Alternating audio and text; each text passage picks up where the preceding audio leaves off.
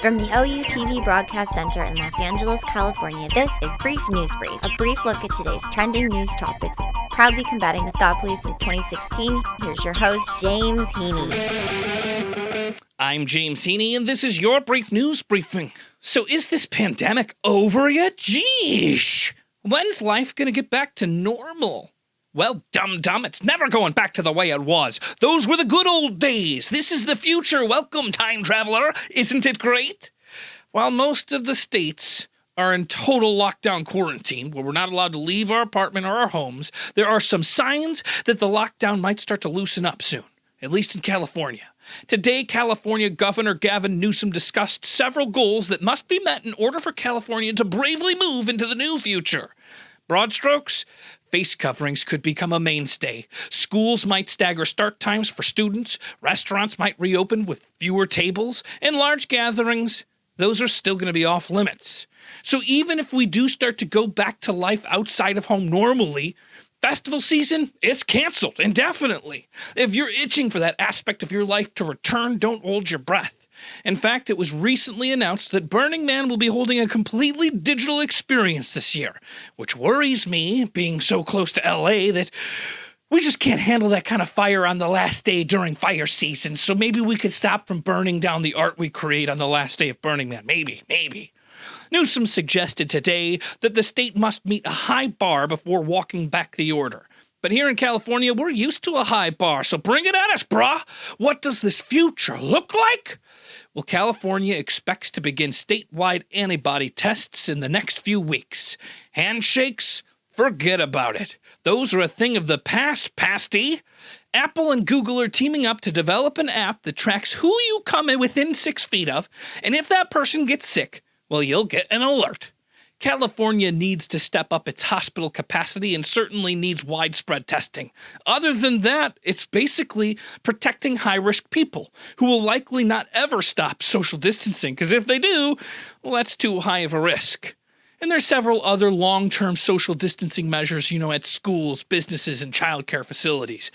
And if things loosen up a bit, don't get too excited, because this total lockdown might just be necessary again if we hit a resurgence of COVID-19. Restrictions will likely peel back slowly, with construction workers likely being among the first to get back on the work site on the daily. Other industries might become more teleworking friendly. We're all going to figure this out and find ourselves in this brave new world, okay? Everything is awesome when you're part of quarantine. Everything is awesome.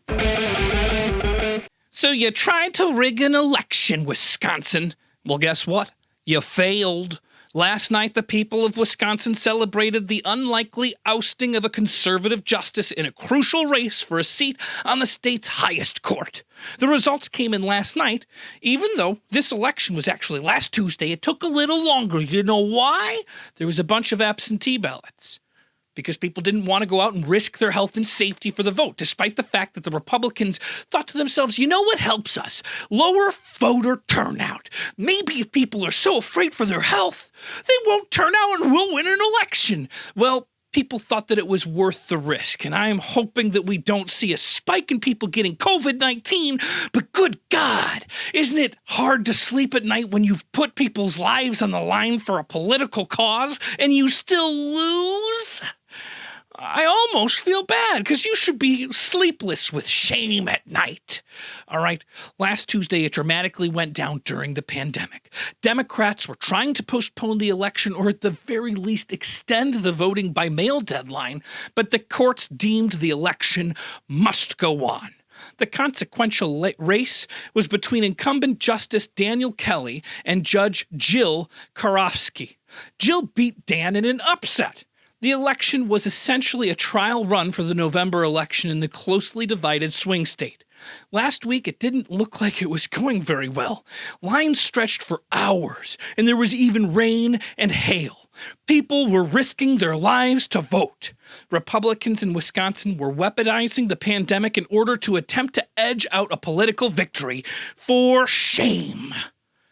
As the results rolled in yesterday, Democrats were bracing themselves and preparing disenfranchised voters to keep records of their attempt to vote, suggesting that they or the party could challenge the legitimacy of the election in court.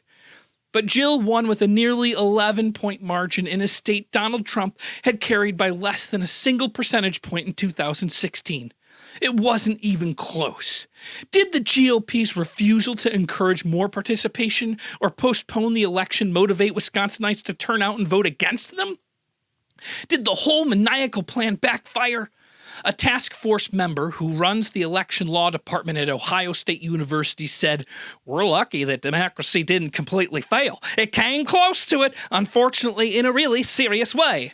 Good God, that's about the worst Midwestern accent I've ever tried to put out there. I can't believe it. I'm ashamed of myself. I'm from the Midwest.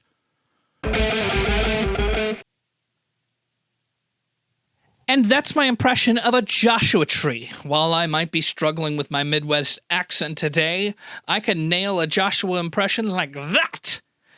But sadly, Joshua trees are facing the risk of extinction, so maybe that impression was bad taste. I don't know. Are you offended? If you're offended, I'm sorry. And if you don't know what a Joshua tree is, well, they're the iconic tree in California that has a stronghold in the Mojave Desert, and it's named after Joshua, who's supposed to be reaching up to God. I'm not trying to change your mind and beliefs.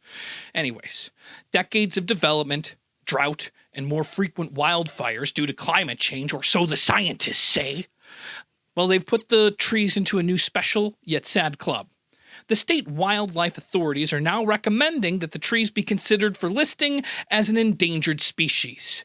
This new announcement came yesterday as a cry for help for protection under the Special Vegetation under the California Endangered Species Act. The state fish and game commissioners are set to decide in June whether to accept the department's recommendation. If the trees are listed, the law requires state wildlife managers to devise a recovery plan for them. This might mean limiting development of new homes or other properties. The final decision won't be made until sometime next year. Now, while this might seem like a non-controversial move, it most certainly is controversial, it turns out. Last Thursday, a teleconference was scheduled with the commissioners that apparently descended into absolute chaos. Now get this, hundreds of angry fishermen participated in the call. Now, it seems crazy because Joshua tree's in a desert, and if there's one thing that's already lacking, it's fish. But nonetheless, many critics who labeled the commissioners fascists and shouted, "Make fishing great again!" Well, I guess they believed that the goal was to cancel the entire fishing season statewide and not protect the trees. I don't know what they were doing. They were shouting. They were deplorables. There, I said it. I was trying to hold it back. They're deplorables. I wonder what conservative radio star put them up to that stunt. Researchers for decades have warned that time is running out for the trees, which reach about 40 feet high in height and live about 200 years. Many desert species rely on the tree's blossoms and roots and inner chambers and decaying husks to complete their life cycles. Yucca moths, bobcats, termites, skipper butterflies, desert night lizards, kangaroo rats, and 20 species of birds, just to name a few.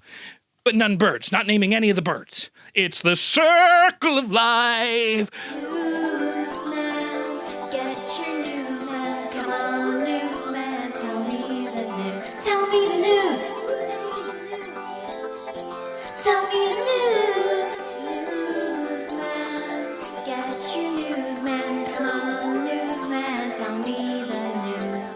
Newsman, get your news, man. Come on, newsman, tell me the news. Tell me the news. Tell me the news. Newsman, get your news, man. Come on, newsman, tell me the news. News.